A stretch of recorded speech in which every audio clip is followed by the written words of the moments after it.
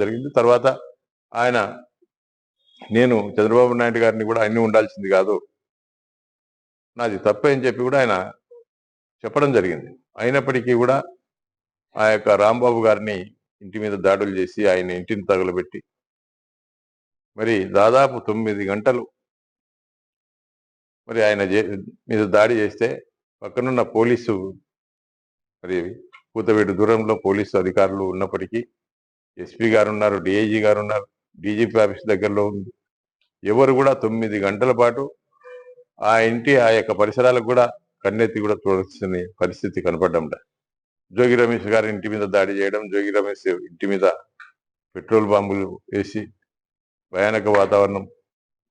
ఎమ్ముగునూరు ప్రాంతానికి మన చంద్రబాబు నాయుడు గారు రావడం జరిగింది. ఈ యొక్క టాయిలెట్స్ కడిగే మళ్ళీ ఈ యొక్క యాసిడ్ కానీ లేకుంటే కొన్ని పెనాయిల్ కానీ ఇవి కలిపినారని చెప్పి ఏదో పేపర్లో వచ్చిందని చెప్పి మళ్ళీ ఒక స్టేట్మెంట్ ఇవ్వడం జరిగింది. స్టేట్మెంట్ ఇవ్వడమే కాకుండా తిరుమల తిరుపతి దేవస్థానంతో పాటు శ్రీశైలం దేవస్థానంలో కూడా మరి ఈ లడ్డూ తయారీలో ఇవన్నీ వాడినారని చెప్పి కూడా ఒక స్టేట్మెంట్ ఇవ్వడం జరిగింది. మరి ఈ స్టేట్మెంట్ ఇచ్చినప్పుడు మరి ఇప్పటికే ప్రజల యొక్క మనోభావాలు బాగా దెబ్బతిన్నాయి. మరి దాదాపు 45 సంవత్సరాలు